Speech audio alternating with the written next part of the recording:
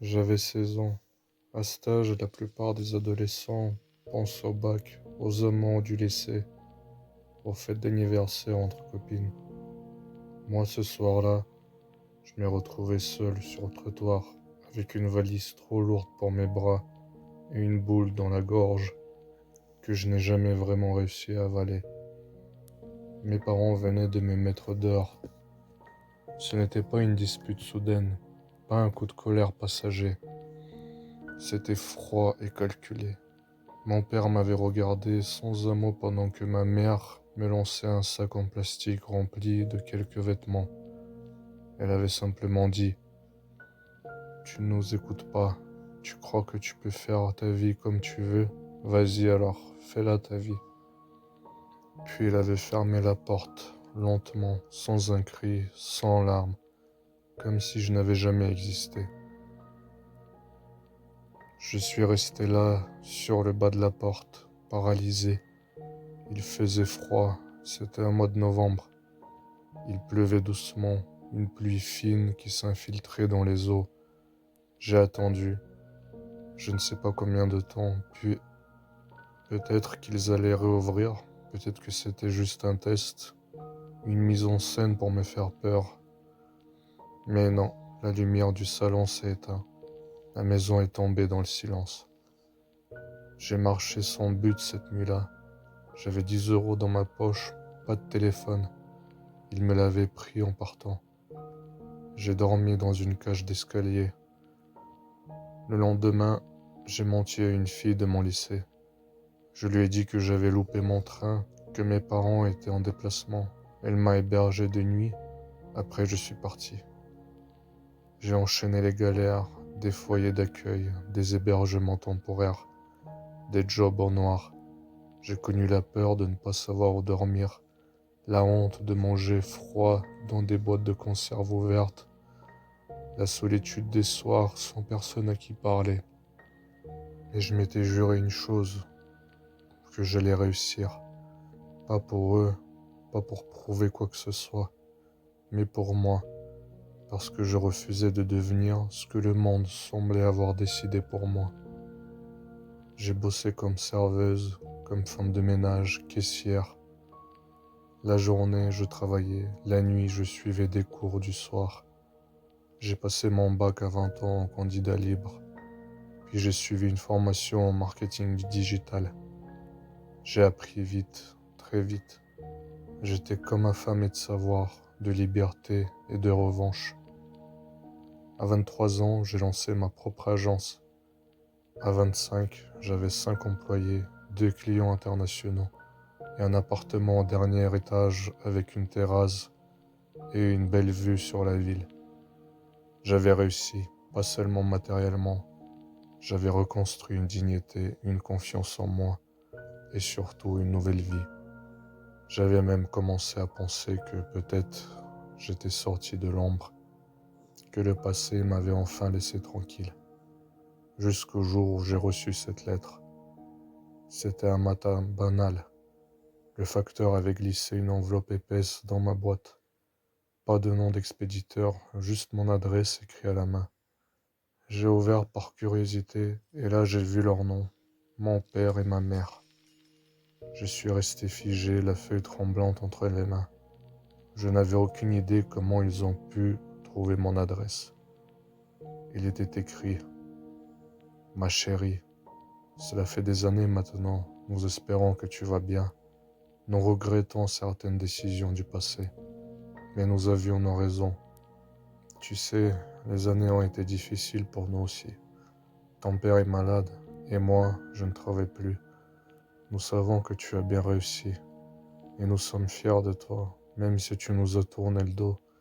Nous aurions besoin de ton aide, ne serait-ce que temporairement. Ils osent m'écrire ça comme si rien ne s'était passé, comme si ce soir de novembre n'avait pas existé, comme s'ils n'avaient pas détruit un enfant pour ensuite l'effacer de leur mémoire. Pire encore étaient leurs mots: Tu nous as tourné le dos. Comment peuvent-ils oser écrire ça? C'est vous qui m'avez abandonné. Moi, j'ai juste survécu. J'ai posé la lettre sur la table et je suis resté là longtemps sans bouger. Quelque chose s'était réouvert en moi, une vieille blessure, un vide glacé. La colère est montée doucement. Je croyais avoir tiré un trait, mais leurs mots m'ont remonté à 16 ans, avec le sac plastique, la porte qui s'est fermée, la pluie, les nuits où j'ai dormi sous des cages d'escalier, l'humiliation et surtout l'abandon que j'ai ressenti. Et maintenant, ils reviennent, mais ils ne reviennent pas pour moi, ils veulent juste que je les aide. J'ai relu leurs lettres au moins 2 fois. Chaque mot sonnait faux, trop poli, trop distant, trop pratique. Ils disaient ma chérie, mais ce mot n'avait plus de sens. On ne rejette pas une enfant qu'on aime. On ne la pousse pas dans la rue sans se retourner. Et pourtant aujourd'hui, ils s'adressaient à moi comme si nous étions une famille normale. Je ne savais pas quoi faire. Une partie de moi voulait les ignorer, jeter la lettre, les effacer définitivement. Mais une autre partie plus sourde, plus douloureuse, voulait comprendre. 3 jours plus tard, un numéro inconnu m'a appelé. Je n'ai pas décroché. Puis un message vocal. Bonjour, c'est ta mère. On ne savait pas comment te joindre. On aimerait te voir, te parler, juste parler. On comprend si tu refuses, mais on espère que tu accepteras. J'ai mis 1 heure à me calmer après ce message. Sa voix m'a transpercé. Elle était plus vieille, plus fatiguée, mais c'était elle, celle qui m'avait traité comme une erreur de jeunesse, comme un poids, celle qui m'avait regardé partir sans une larme. Finalement, j'ai accepté de les rencontrer. Je ne sais pas pourquoi, par curiosité, par faiblesse, ou par ce besoin idiot de réponse. On s'est donné rendez-vous dans un petit café à 10 minutes de mon agence. J'y suis allé en avance, nerveuse, tendue. Je n'avais pas vu leur visage depuis presque 10 ans. Ils sont arrivés avec 5 minutes de retard. Quand je les ai vus entrer, j'ai eu un haut au cœur. Mon père marchait avec une canne, amaigri, fatigué. Ma mère avait les cheveux grises. Ils avaient l'air vieux, très vieux, plus que je ne l'aurais imaginé. Le temps les avait marqués, et moi, je m'étais figé dans les souvenirs de leur visage d'avant.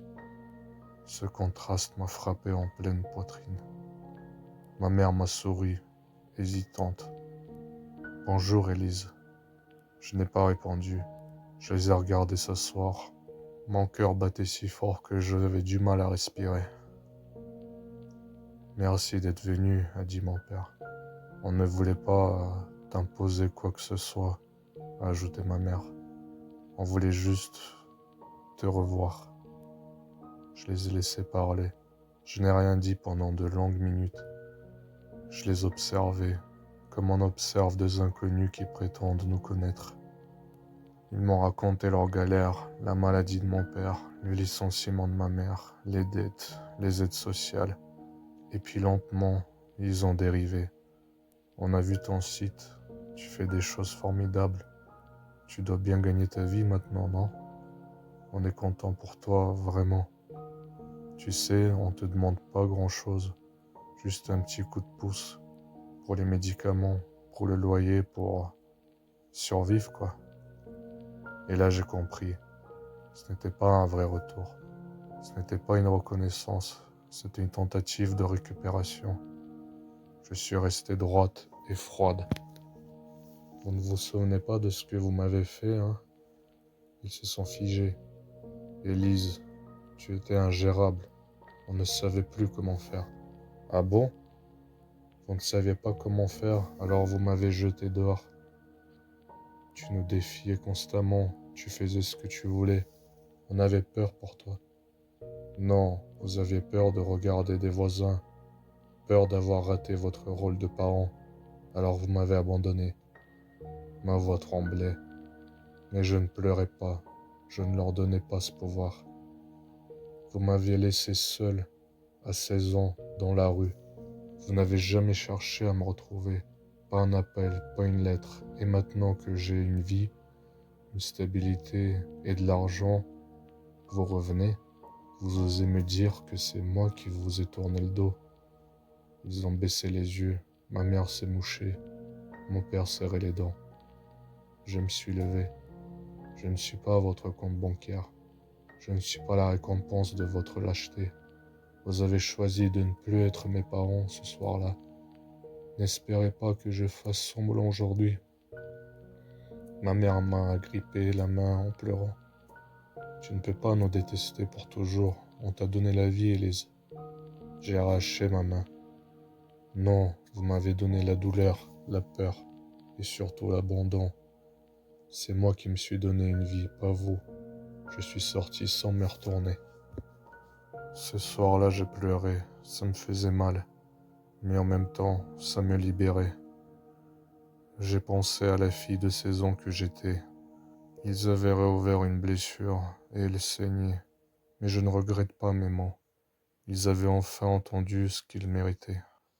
Pendant plusieurs semaines, j'ai pensé que l'histoire s'arrêtait là, qu'après ce face-à-face brutal, ils comprendraient qu'ils n'avaient plus de place dans ma vie. Je m'étais préparé à une paix froide, à une absence prolongée, mais je m'étais trompé. Le 1er mai, il est arrivé 4 jours plus tard. On respecte ta décision, Elise, mais on voulait te dire qu'on t'aime, même si on n'a pas toujours su le montrer. Ton père a besoin d'un traitement qu'on ne peut pas payer. Si jamais tu changes d'avis, voici notre RIB. J'ai bloqué leur adresse. 3 jours plus tard, une lettre manuscrite m'attendait dans ma boîte, puis une autre, puis un message vocal. C'était devenu une stratégie, un harcèlement. Ils avaient échoué avec la culpabilité directe, alors ils tentaient maintenant la compassion, la supplication et parfois même une forme de chantage émotionnel. On est désolé pour ce qu'on t'a fait, mais on est vieux maintenant, malade et seul. Tu ne peux pas nous laisser tomber comme ça. Ce comme ça, ce ton, c'était comme si j'étais cruel, comme si j'étais celle qui avait coupé les ponts sans raison, comme si 10 ans d'abandon ne comptaient pas. Et pourtant, chaque message me blessait, parce que malgré moi, je me remettais à douter. Est-ce que j'étais devenu trop dur? Est-ce qu'il méritait au moins un pardon, une forme de paix? Est-ce que le fait qu'il souffre aujourd'hui change quelque chose à leur trahison d'hier? Mais quand ces pensées m'assaillaient, je relisais mon journal, celui que je tenais à 16 ans, dans un carnet raturé que je garde encore. Page après page, je retrouvais mes nuits d'angoisse, mes repas sautés, mes mains gelées sur les bancs des gares, mes humiliations dans les centres d'accueil, et surtout cette phrase que j'avais griffonnée en lettres capitales. S'ils me revoient un jour, ce sera pour me supplier, et je ne leur donnerai rien. Un dimanche matin, alors que je pensais avoir repris le dessus, quelqu'un a sonné à ma porte. Je suis descendue, méfiante, en pensant que c'était une livraison. C'était eux, debout sur le palier, fatigués. Ma mère avec une écharpe nouée maladroitement, mon père soutenu par une béquille. J'ai cru exploser. Qu'est-ce que vous faites ici? Ma mère a levé les mains, comme si elle suppliait que je ne crie pas. On voulait juste te voir une dernière fois, s'expliquer, t'écouter.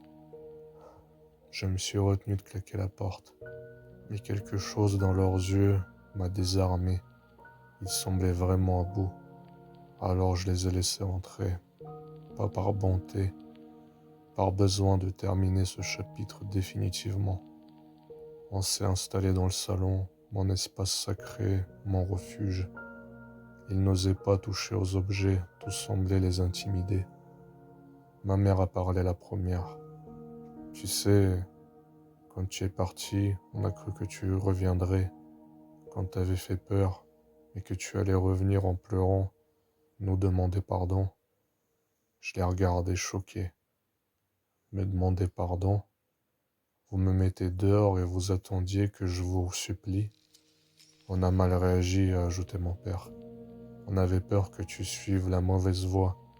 On avait peur que tu nous échappes. Alors on a été dur, trop dur. On pensait que c'était pour ton bien. Je me suis levé, j'ai marché dans la pièce. Je sentais mes mains trembler. Vous m'avez abandonné, pas seulement à 16 ans, pendant toutes ces années. Vous n'avez jamais tenté de réparer. Et maintenant vous revenez parce que vous avez besoin d'argent. Non, a crié ma mère. On veut te revoir. Tu es notre fille. Je suis la fille dont vous avez effacé le nom pendant une décennie. La fille que vous avez rayée de votre vie comme une erreur de parcours. Je suis la fille dont vous avez effacé le nom pendant une décennie. La fille que vous avez rayée de votre vie comme une erreur. Mais maintenant que j'ai une belle maison, une voiture, un nom sur Internet, je reviens dans vos cœurs comme par magie. Ils ont baissé la tête. Tu crois qu'on ne s'en veut pas? Tu crois qu'on n'a pas regretté chaque jour? On a été lâches, oui. On n'a pas su t'aimer comme tu le méritais. Mais tu restes notre fille et on t'aime. Un silence lourd. Le genre de silence où les murs eux-mêmes semblent retenir leur souffle. J'ai inspiré profondément. Je vous crois. Je crois que vous regrettez. Mais je ne crois pas que vous m'aimiez. Pas comme des parents devraient aimer.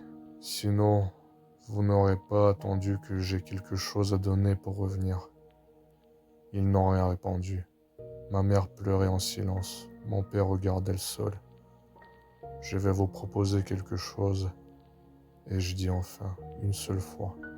Ils ont relevé la tête pleine d'espoir. Vous partez d'ici, vous ne me contactez plus. Plus de lettres, plus de visites, plus rien. Et en échange, je vous envoie chaque mois une petite aide, discrète, sans nom, sans contact, assez pour vos besoins de base. Mais je ne veux plus jamais entendre parler de vous. Ils ont payé. Tu nous payes pour qu'on disparaisse? Non, je vous libère. Et je me libère aussi. Je ne veux pas passer ma vie à rejouer cette histoire. Je ne veux pas vous haïr jusqu'à la tombe. Mais je ne veux pas faire semblant d'avoir une famille. Alors voilà, c'est tout ce que je peux faire. Ils ont mis du temps à répondre, puis ils ont accepté. Ils ont compris que c'était leur dernière chance d'avoir un minimum de dignité dans mes yeux. Ils sont partis sans un mot de plus. Et cette fois, j'ai su que c'était vraiment terminé. Les mois ont passé. Au début, chaque virement que je faisais me laissait un goût amer. J'avais fixé la somme moi-même, juste ce qu'il faut pour vivre, mais pas assez pour en profiter. Pas un centime de plus que ce que j'aurais donné à un inconnu. C'était ma condition, ma manière de refermer la porte sans claquer. Et ils l'ont accepté. Pas un mot, pas une relance, pas une carte d'anniversaire, ni un appel voilé. Le silence. Un silence qui m'a d'abord soulagé, puis dérouté.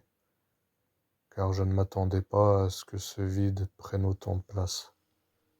Je pensais qu'en les éliminant de mon quotidien, j'allais effacer la douleur. Mais je me suis vite aperçu que certaines blessures guérissaient mal, même sans contact.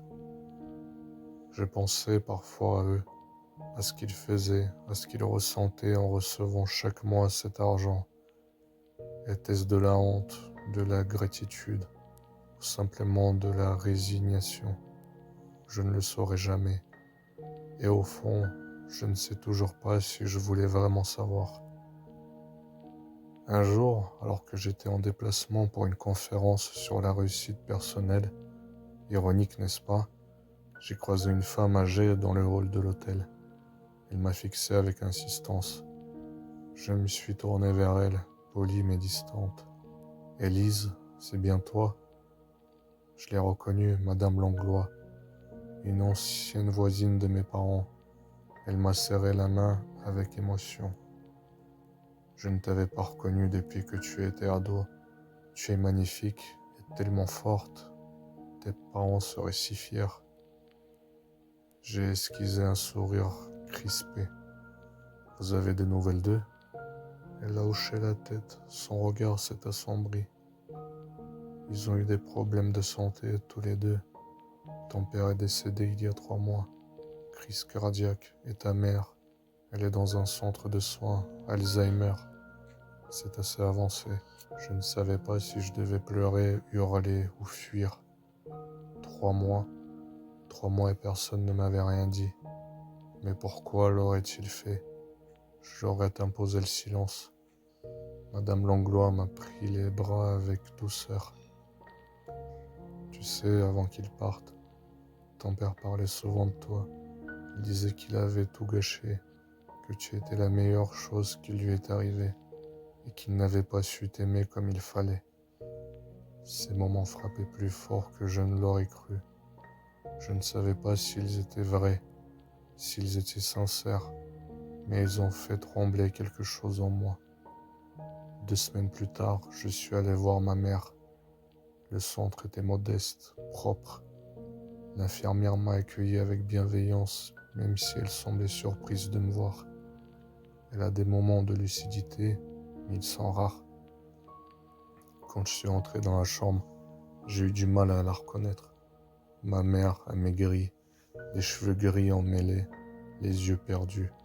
Elle regardait par la fenêtre comme si elle y cherchait une réponse. Je me suis approché doucement. Maman, elle n'a pas réagi.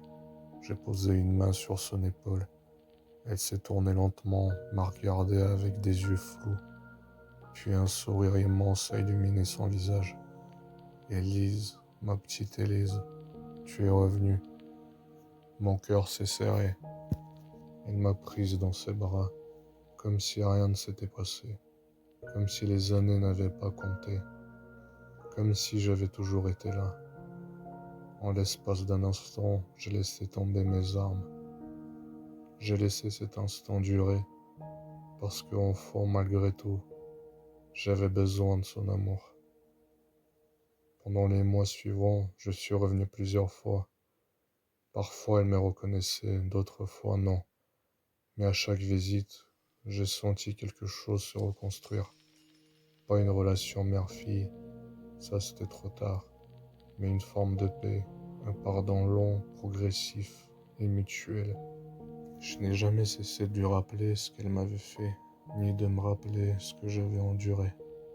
Mais je n'ai plus eu envie de lui faire payer, peut-être parce que la vie l'avait déjà fait. Un jour, en vidant les papiers de la maison familiale que l'État allait saisir, j'ai trouvé une vieille boîte en fer. À l'intérieur des lettres, des dizaines, toutes adressées à moi, jamais envoyées, écrites entre mes 17 et 24 ans.